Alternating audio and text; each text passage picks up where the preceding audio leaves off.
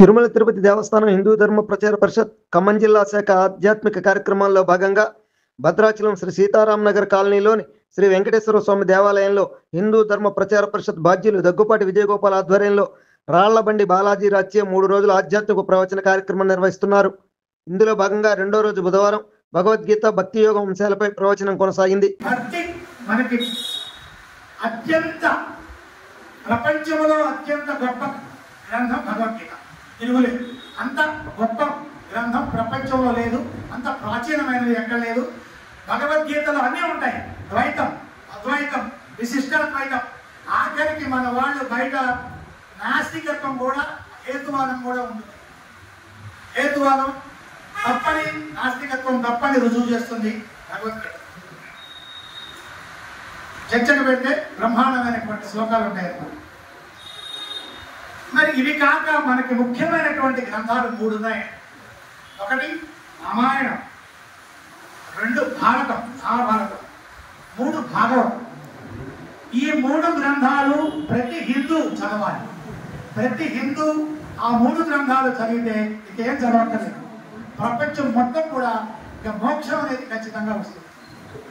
వాటిల్లో మనం ముఖ్యంగా భక్తికి సంబంధించి చెప్పుకోవాలంటే భాగవతము. ఈ భాగవతాన్ని ఎవరు రాశారు? బంగర పోతనామాచ్యుడు రాశాడు.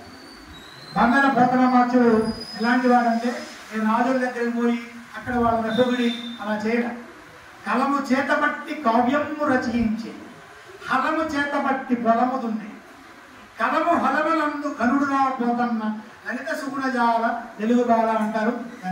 ఆయన రైతుగా పంటలు పండించుకుంటూ భాగవతాన్ని రాశాడు. ఆయన ఏ దేవుళ్ళకి, మనకి ఏ రాజులకి ఎవరైనా అంకితం భాగవతాన్ని తీసుకొచ్చి ఎవరికి ఇచ్చాడంటే శ్రీరామచంద్రుడికి అంకితం ఇచ్చాడు. భాగవతం చాలా గొప్ప గ్రంథం. ఇవాళ రేపట్లో మనం చూడండి, ఒక చిన్న పుస్తకం రాస్తాడు ఒక ఆయన, రాసి నేను రాశాను అంటాడు, నాకు అవార్డు ఇప్పించాను అంటాడు. అంత భాగవతం రాసి ఆయన ఏమన్నాడంటే, పలికెడిది భాగవతం అట, పలికించడి వాడు రామభద్రుండట, నే పలికిన భవహర మగునట, పలికెద వేరొండు గాథ పలుకగనేలా అంటాడు. పలికెడిది భాగవతము, పలికించడు వాడు ఎవరు? నేను కాదు, రామభద్రుడు శ్రీరామచంద్రుడు పలికిస్తే నేను పలుకుతున్నా అన్నాడు. మన వాళ్ళు ఒక చిన్న వ్యాసం రాసి నేనే రాశానంటాడు.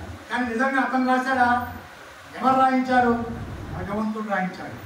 మనం చేసే ప్రతి పని వెనుక భగవంతుడు ఉన్నాడు. భగవద్గీత మొత్తాన్ని కలిసి ఒకే ఒక్క శ్లోకం చెప్పచ్చండి. దాన్ని ఏకశ్లోకి గీత అంటారు.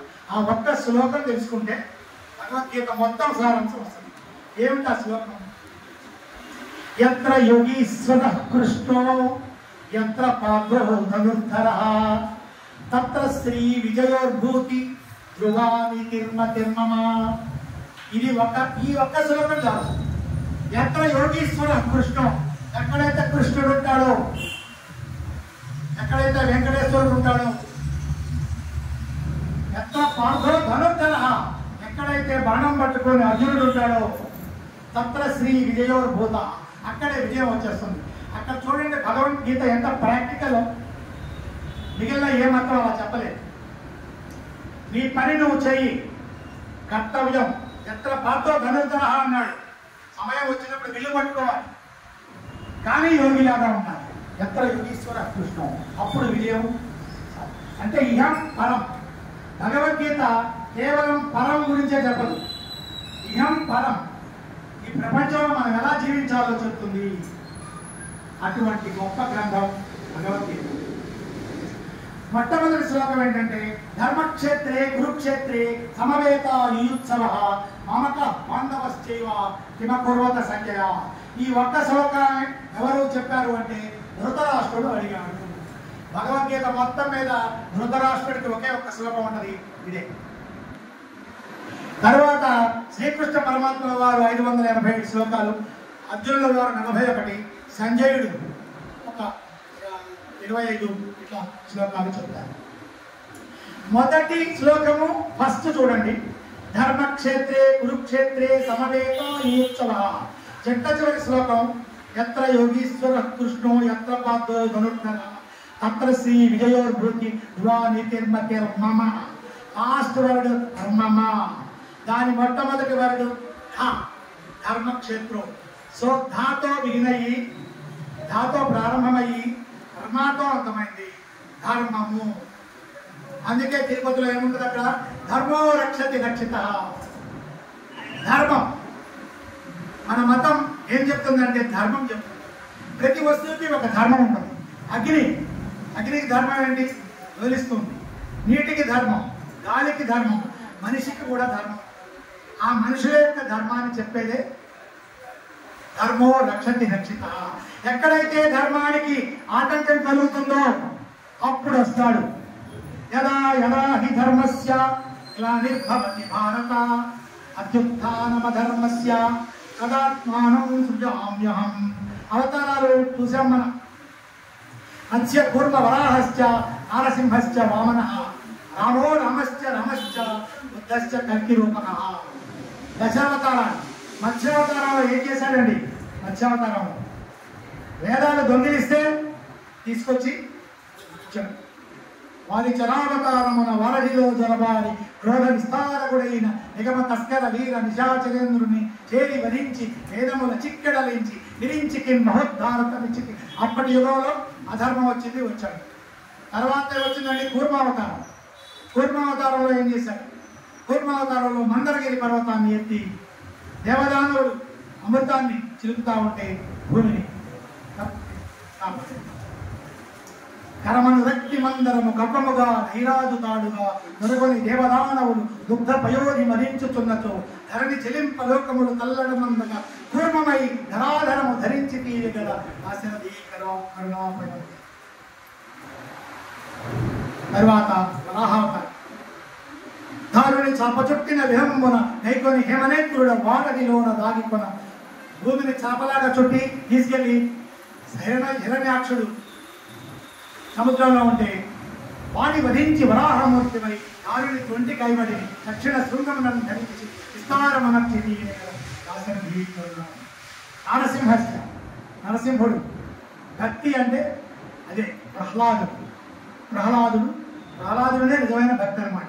భక్తికి ప్రతీక నరసింహస్వామి. ఈ విధంగా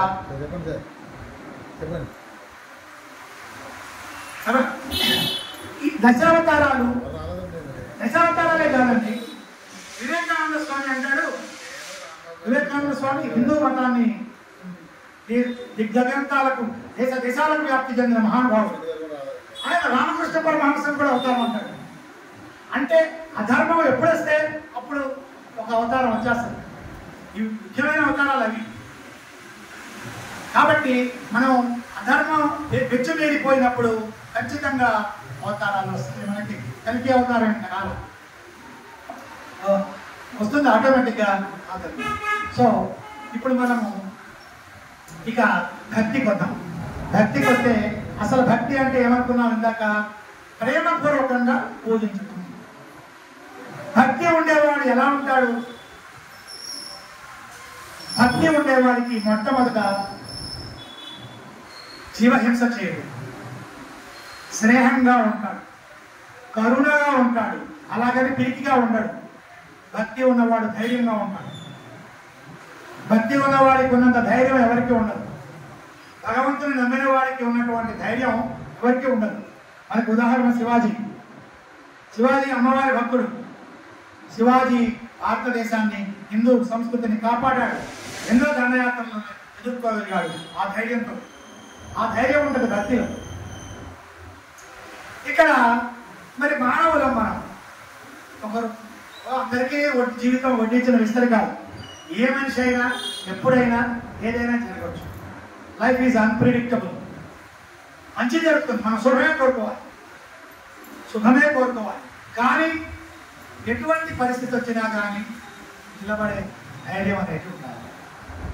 మనం ఇప్పుడు చూస్తూనే ఉన్నాం. మన విమానం కూలింది, ఒక్కడు బతికాడు. అన్ప్రిడిక్టబుల్. వాళ్ళకి తెలుసా? ఆ విమానం కూలి మెడికల్ కాలేజీ నిలబడింది. ఇదంతా కూడా మళ్ళీ చూస్తే దీనికైనా సమాధానాలు ఉంటాయి. కర్మ సిద్ధాంతం. మనం పూర్వజన్మలో చేసిన పుణ్యాలు మనం ఎంజాయ్ చేస్తాం. ఇక్కడ పూర్వజన్మలో చేసిన పాపాలే మనకి రోగాల రూపంలో రకరకాల కష్టాల రూపంలో వస్తాయి. మళ్ళీ ఈ జన్మలో చేసినటువంటి పుణ్యాలు మళ్ళీ మరు జన్మలో మనకు ఉపయోగపడతాయి. ఈ జన్మలో తెలియకుండా ఏమైనా మనం పాపాలు చేస్తే ఈ భగవంతుడికి కూడా తప్పలేదు, శ్రీకృష్ణుడికి కూడా తప్పలేదు. అయితే మరి కష్టాలు వస్తాయి. గజేంద్ర మోక్షం, గజేంద్ర మోక్షంలో ఈ మనకి నిజమైన భక్తి కనిపిస్తుంది. గజేంద్రుడు చాలా బలమైనటువంటి వాడు. ఒకనాడు గజేంద్రుడు స్నానం చేస్తూ ఉంటే తన అనుయాయులతోటి లోపల ముసలి పట్టేస్తుంది, మకరం. నీళ్లలోన మొసలి నిగిడి ఏనుగు పట్టు, బయట కుక్క చేత భంగపడుతుంది. మొసలికి నీటిలో చాలా పవర్ ఉంటుంది. అదే మొసలి బయటకు వస్తే మన కుక్క కూడా వేస్తుంది.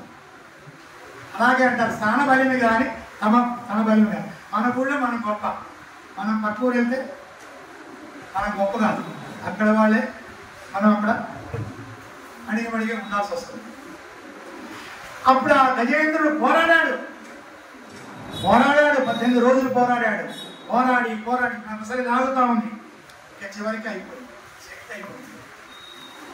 మనం కూడా పోరాడతాం, చివరికి ఒక్కసారి మనం అప్పుడు లవక్కింతయు లేదు ధైర్యము విలోలంబయ్యే ప్రాణంబులను ఠావులు తప్పెను మూర్ఛ వచ్చే పనుగుండస్యన్ శ్రమం బయ్యడిన్ నీవే తప్ప తత్పరం వెరుగా మన్నింపందగుందీను రావే ఈశ్వర కావవే వరద సంరక్షించు భద్రాత్మక. రావే ఈశ్వర కావవే వరద, నీవే తప్ప ఇతపరం వెరుగా, ఇక నాకేమీ లేదు, నువ్వే. అప్పుడు వినిపించింది అక్కడ అయ్యగారికి. మన అప్పుడు భక్తులను కాపాడటానికి ఎప్పుడు వస్తాడు. చివరి నిమిషంలో కూడా సిరికించప్పడు శంఖ చక్ర యకముడు చేదో ఈ సంధింపడు, భార్యకు చెప్పడు, పరివారానికి చెప్పడు. కండవ కింద పడిపోతా ఉంటది, వచ్చేస్తా ఉంటాడు. వచ్చి ఆ చక్రాన్ని పంపించి ఎక్కడో అలా వైకుంఠ బ్రహ్ములో నగరిలో ఆమూల సౌధంబు దాపల అక్కడ ఉన్నటువంటి విష్ణుమూర్తి తన భక్తుడైనటువంటి గజేంద్రుడిని రక్షించడానికి అలా వస్తాడు. అలాగే మనకు కూడా కష్టాల్లో ఉన్నప్పుడు ఖచ్చితంగా మనం హృదయపూర్వకంగా నీవే తప్ప, శరణాగతి అంటారండి దాన్ని. మిగిలిన మతాల్లో కూడా చెప్తానే ఉంటారు, వాళ్ళు కూడా చెప్తానే ఉంటారు శరణాగతి. లాస్ట్కి నువ్వు వదిలేసే మొత్తం నువ్వే నాదే లేదా, అప్పుడు చేస్తాం. మనం దాన్ని పట్టుకొని ఊగులాడుతూ ఉంటే చిన్నపిల్లలు కనుక మనం బొమ్మలు ఆడుకుంటూ ఉంటారు, ఏడుస్తూ ఉంటాడు. వాడు ఏడుస్తూ ఉంటే ఆ బొమ్మను తీసుకెళ్ళి మనం బాగు చేస్తూ ఉంటే వాడు ఏడుస్తూ ఉంటాడు. అలాగే దేవుడు కూడా మనల్ని బొమ్మల్లాగానే చూస్తాడు. భగవంతుడు అలాగనే మన కర్తవ్యం మనం నిర్వహించాలి.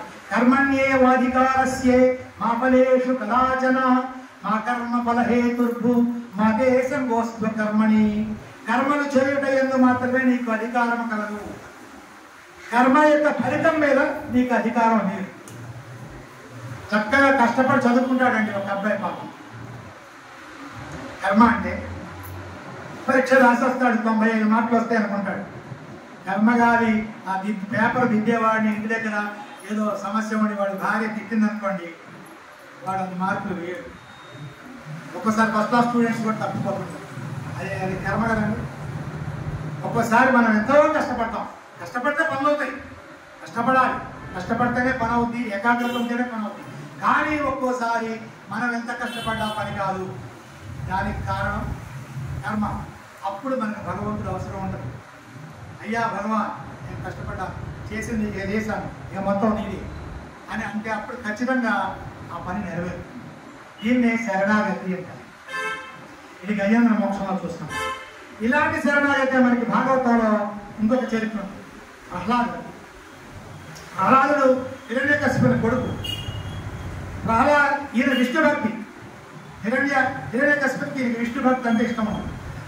చండమార్కుల వారి దగ్గరికి పంపిస్తాడు. పంపిస్తే ఆయన ఏం చెప్తున్నా సరే ఈయన విష్ణు భక్తి గురించే చెప్తా ఉంటాడు. ప్రహ్లాదుడు గురించి చెప్పాలంటే, నీపాద కమల సేవయు నీపాదార్చకులతోడి నెయ్యము నితాంతాపార భూతదయయును తపసమందార నాకు దయసేయగదే. అయ్యా నీ పాద కమల సేవ కావాలి, నీ కమలముల వంటి పాదముల సేవ కావాలి.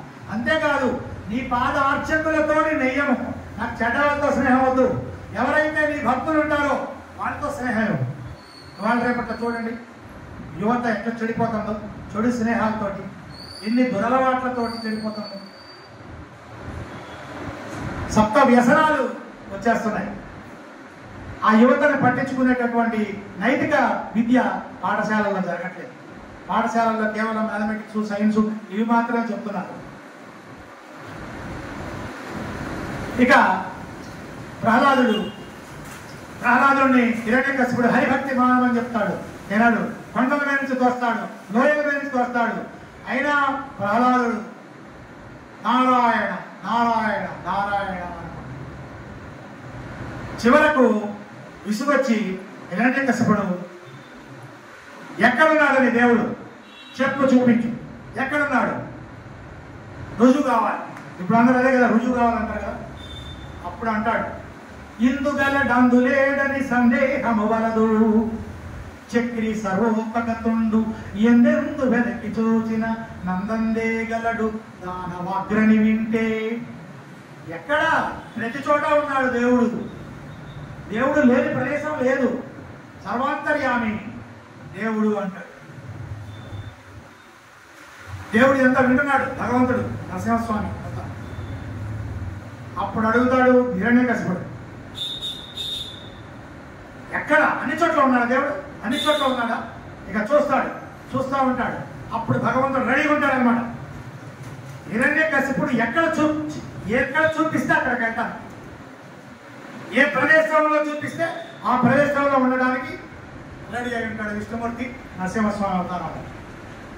అప్పుడు వాడు ఏమంటాడంటే హిరణ్యకశిపుడు, నింభక ఓరి పిల్లవాడా, నింభకుడా అంటే పిల్లవాడు, నింభక సర్వస్థలముల నంభోరుహనే తిరుటుండు నడుచ మిగుల సంరంభంబున వలికితివి స్తంభమునం చూపగలవి చక్రిన్ గిక్రిన్. అన్ని చోట్ల ఉందని చెప్తున్నావు కదరా అబ్బాయి, ఈ స్తంభంలో చూపించు అన్నాడు. అప్పుడు స్తంభంలో నుంచి వచ్చాడు నరసింహస్వామి. పెటపెట నొక్కు కంబమున భీకరతంతన కాంకుద పటలముద ఉత్పత్తి పంటన వీధి నృసింహ భీకర స్ఫుట పటు శక్తి హేమకసి గుంది గణించి సురారి పట్టినంతట దయచూచి తీరికత. ఎన్ని రామదాస్ గారు పద్యాలు. దశరథి కరుణాపయోనిధి.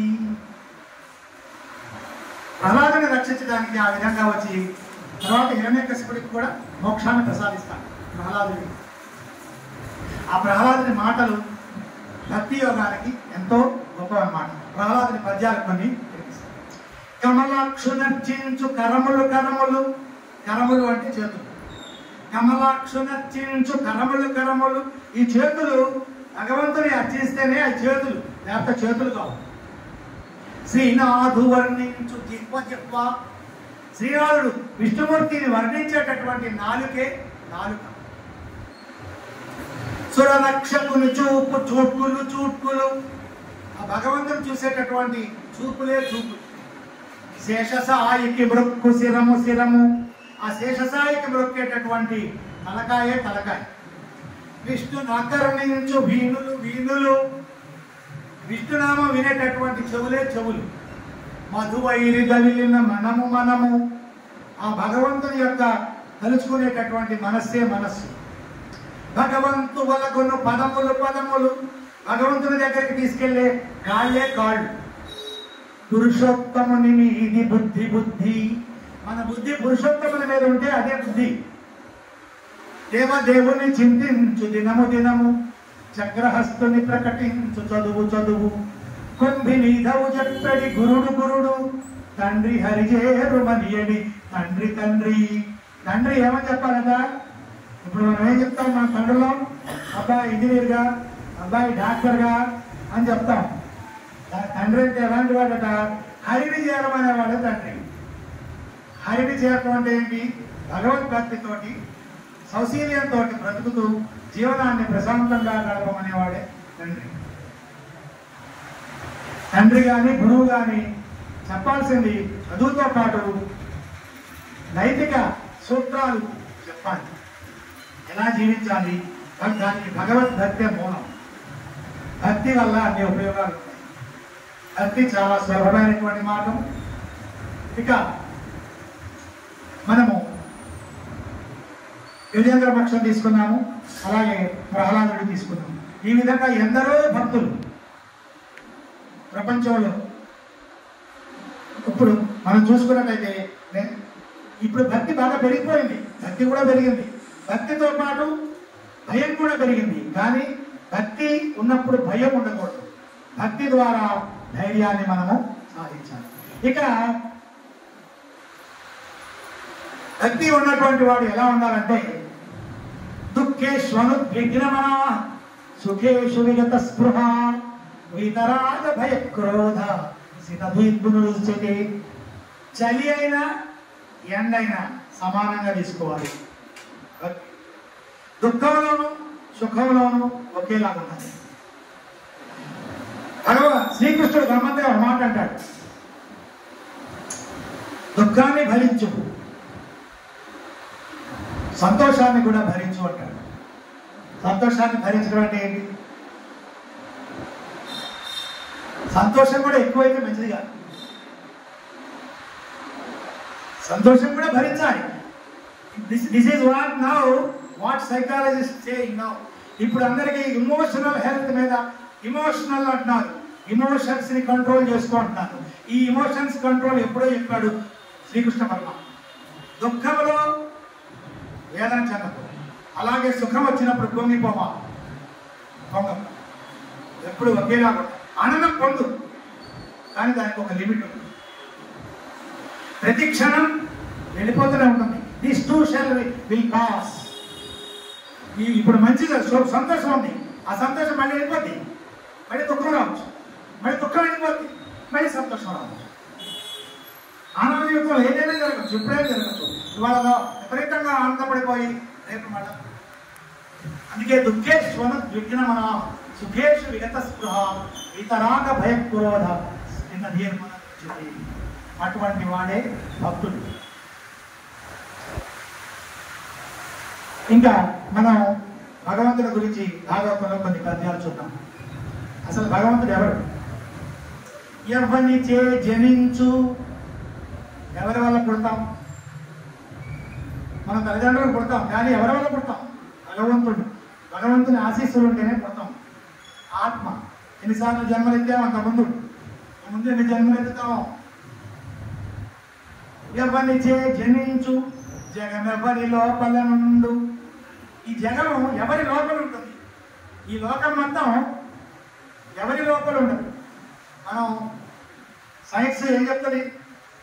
ఈ ప్రపంచం మెటీరియలిజం గురించి ఎక్కువ అనుకుంటాడు. సైన్స్ పాపం, science is not perfect at all. Science ఈ రోజు ఉన్న సైన్స్ రేపు మారుతుంది. ఈరోజు ఒక ఆయన వచ్చి టమాటా తినమంటాడు, రేపొచ్చి ఇంకొక ఆయన వచ్చి టమాటా తినమంటాడు. అంటే సైన్స్ మానవాడికి మేలు చేస్తూనే ఉంటుంది, కానీ అది ఎప్పుడు పర్ఫెక్ట్ కాదు. భగవంతుడే పర్ఫెక్ట్. భగవంతుడి నుంచి వచ్చిందే సైన్స్. మన ఉపగ్రహాలు తయారు చేస్తారు. సునీత విలియమ్స్ అని ఈ మధ్య అంతరిక్షంలోకి వెళ్ళి అక్కడి నుంచి వచ్చింది ఆవిడ. ఆమె ఎంతో ప్రమాదంలో చిక్కుకుంది ఆవిడ. అయినా కానీ ఆమె దగ్గర ఒకటి ఉందట, భగవద్గీత పుస్తకము, వినాయకుడు బొమ్మ. ఈ రెండు దగ్గర పెట్టు. అప్ప పైలట్, యుద్ధ పైలట్ అన్నమాట. అలాంటి వ్యక్తి మనం ఏది మామూలు వ్యక్తి కూడా భగవంతుడిని ఎందుకు నమ్మాల్సిన అవసరం లేదనుకుంటారు. అటువంటి గొప్ప గొప్ప వ్యక్తులు కూడా భగవంతుడిని నమ్ముతారు. ఇప్పటికీ కూడా ఉపగ్రహాలను తయారు చేస్తే తీసుకొచ్చి తిరుపతి శ్రీ వెంకటేశ్వర స్వామి దగ్గర పెట్టి అన్నం పెట్టుకొని ఆ నమూనాని తీసుకెళ్ళి ఎవరిచే జనించు జగమెవ్వని లోపల నుండు లీనమై ఎవ్వని ఎందుడిందు. చివరికి సృష్టి స్థితి లయాకారం మొత్తం పెంచేది ఆయనే. దేవుడు చాలా గమ్మత్తుగా ఉంటుంది. ఇక్కడ చక్కటి పద్యం ఉంది, మా చిన్నప్పుడు నేను నేర్చుకున్నాను. గడుచులు వేడుక బొమ్మరిల్ల సుఖచో గొప్ప నిర్మించి చొప్పడ ముగ్గులు పచరించి ఆడుకొను 50 నాట గొల్లంచు కట్టడముల్ పాడనరించి చేయుగతి వెక్కన్ని విశ్వమున్ పడబంగేసి భరించి మా పుటలు రక్షించు భక్త చింతామణి. అమ్మాయిలంటే సరదాగా పూర్వం రోజుల్లో ఈ ఇసుకలో ఆడుకునేవాడు. చిన్నప్పుడు ఇసుకలో ఆడుకొని గూళ్ళు కట్టుకునేవాడు.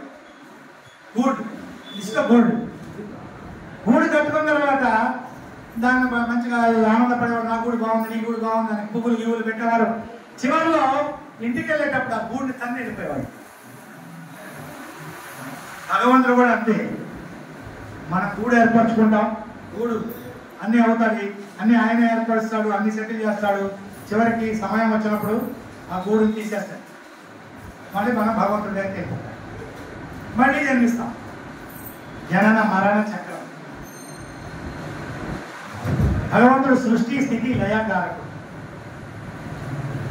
ఎవరిని చేజమించు జగడవ్వని లోపల నుండు ఏనమై ఎవ్వని ఎందుడిందు పరమేశ్వరుడెవ్వడు కారణం ఎవ్వడు అనాది మధ్యలైడెవ్వడు తపము దానైన వాడెవ్వడు వాని ఆత్మభౌనీశ్వరుడే శరణంబు వేడదన్. మరి భగవంతుడు ఎక్కడ ఉంటాడు అనే దానికి ఒక పద్యం ఉందండి భాగవతంలో. లోకమ్ములు, ఈ లోకాలన్నీ, లోకస్తులు, లోకేశులు, లోకాలు, లోకంలో ఉండేవాడు, లోకేశులు, దేవతలు అందరూ కూడా తెగిన పిదప ఎందరు వెళ్ళిపోతారు. అలోకం అవుతాడు, అలోకం భవం.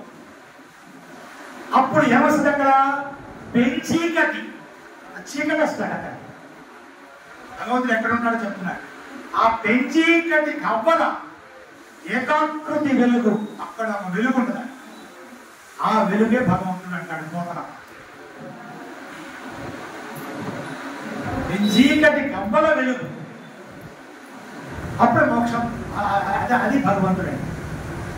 అంతేగాని అంత తేలిగ్గా అయితే అంత గొప్ప భగవంతుడు కూడా మనకి భక్తి ద్వారా వసూలు అవుతాడు. అందుకే మనం గోవింద, ఇప్పుడు మన విజయగోపాల్ గారు చెప్తారు ఒక చిన్న కథ. గోవింద అనే పేరు ఎలా వచ్చింది అంటే, మన జనరల్గా గోవిందుడు అంటే గోవులను రక్షించేవాడు అనుకుంటాను. ఇంకొక కథ బాగుంది, అది ఒకటి చెప్తాను. అగస్త్య మహాముని దగ్గర గోవులు ఉన్నాయి. అగస్త్య మహాముని దగ్గరికి శ్రీకృష్ణ పరమాత్మ ఒకసారి వెళ్తాడు. శ్రీనివాసు వెళ్ళి నాకు ఒక గోవు కావాలంటాడు. గోవు కావాలంటే, నువ్వు ఒక్కడే వచ్చావు, నీకు ఇవ్వను, నీ భార్యను కూడా తీసుకొని రావాలి అంటే. అది దానం ఇచ్చేటప్పుడు ఆ రూల్ ఉంటుంది, భార్య భర్తలు ఉంటాయి. సరే ఈయన వెళ్ళిపోతాడు, వెళ్ళిపోయి భార్యను తీసుకొని వస్తాడు. వచ్చేటప్పుడు అగస్త్యుడు వేరే పని మీద వెళ్ళిపోతాడు. ఈ అగస్త్యుడు శిష్యులు ఉంటారు. నా గోవు నాకు ఇవ్వండి, నేను ఇస్తాను అన్నాడు అగస్త్యుడు. అంటే మా గురువు గారు రాని మేమేమో మాకు తెలియదు అంటారు. అనేసరికి శ్రీనివాసుడు కోపం వస్తుంది. కోపం వచ్చి భార్యను తీసుకొని విసా వెళ్ళిపోతాం. అప్పుడు అగస్త్యుడు వస్తాడు, ఉరుక్కుండా వచ్చి అయ్యో చెప్పాడు. ఈ అగస్త్య మహాముని శిష్యులు అగస్త్యులు అందరూ వెనపడ పడతా ఉంటారు. అయ్యా గోవింద, గోవు ఇంద అంటే ఇదిగో అయ్యా గోవు ఇంద. అప్పుడు భగవంతుడికి అర్థం అయిన తర్వాత మాయమైపోతాడు. ఆ విధంగా గోవింద అనే శబ్దం వచ్చింది. ఇప్పుడు కూడా ఏడుకొండలవాడ వెంకటరమణ గోవింద అనేటటువంటి శబ్దం మరి ప్రతిధ్వనిస్తూ ఉంటుంది అక్కడ. చివరిగా వెంకటేశ్వర స్వామి మహిమ గురించి మనం ఒకసారి చెప్పుకుంటూ, వెంకటేశ్వర స్వామి మహిమలు చెప్పాలంటే ఎన్నో ఉన్నాయి. ఆరోగ్య ఐశ్వర్య ఏది, విద్యాభివృద్ధి ఏది కావాల్సి వచ్చినా కూడా మన వెంకటేశ్వర స్వామిని ముడుపు కట్టుకుంటారు. వెళ్ళి అక్కడికి వెళ్ళిన తర్వాత కొంతమంది ధర్మదర్శనం 24 గంటలు నిలబడి క్యూలో నిలబడి అదంతా మర్చిపోతారు భగవంతుడు చూడండి. అదే విచిత్రము. అదంతా మర్చిపోయి చిన్నపిల్లలను కూడా ఎత్తుకొని చూపించి భలే దర్శనం. కొంతమంది అయితే మళ్ళీ దర్శనం కూడా చేస్తూ ఉంటారు. అక్కడ పెద్దవాళ్ళని ఎవరైనా పట్టుకొని మళ్ళీ దర్శనం చేసేటటువంటి ఎంత ఆ స్థలంలో ఉన్నటువంటి అంత గొప్పతనం అన్నమాట. ఆ తిరుపతి కొండలు అంత గొప్ప కొండలు అని తెలియజేస్తూ, నాకు ఈ అవకాశం ఇచ్చినటువంటి తిరుమల తిరుపతి దేవస్థానం ధర్మ ప్రచార పరిషత్ మరి విజయగోపాల్ గారికి, మరియు ఈ నిజంగానండి ఈ చాలా అదృష్టం. ఈ సుందరంగా ఉంది, అత్యంత సుందరంగా ఇది నిర్మించినటువంటి మీకు అందరికీ కూడా నిజంగా వందనాలు సార్. నిజంగా ఎంతో కష్టపడితే కానీ ఇంత చక్కటి దేవాలయం నిర్మింపబడదు. చాలా అద్భుతమైనటువంటి దేవాలయంలో ఈ కట్టిన తర్వాత నేనే నాకు మొట్టమొదటిగా చెప్పడం, నాకు ఈ అవకాశం వచ్చినందుకు భగవంతుడికి వేల వేల కృతజ్ఞతలు తెలియజేస్తూ స్వస్తి ప్రజాభ్యాం పరిపాలయంతాం న్యాయేన మార్గేణ మహీం మహేషాం గోబ్రాహ్మణేభ్యః శుభమస్తు నిత్యం లోకః సమస్తాః సుఖినో భవంతు. రేపు తరిగొండ వెంగమాంబ జీవిత చరిత్ర మరియు వెంకటేశ్వర స్వామి మహిమలు గురించి తెలియజేస్తూ రేపు చివరి రోజు అని తెలియజేసుకుంటూ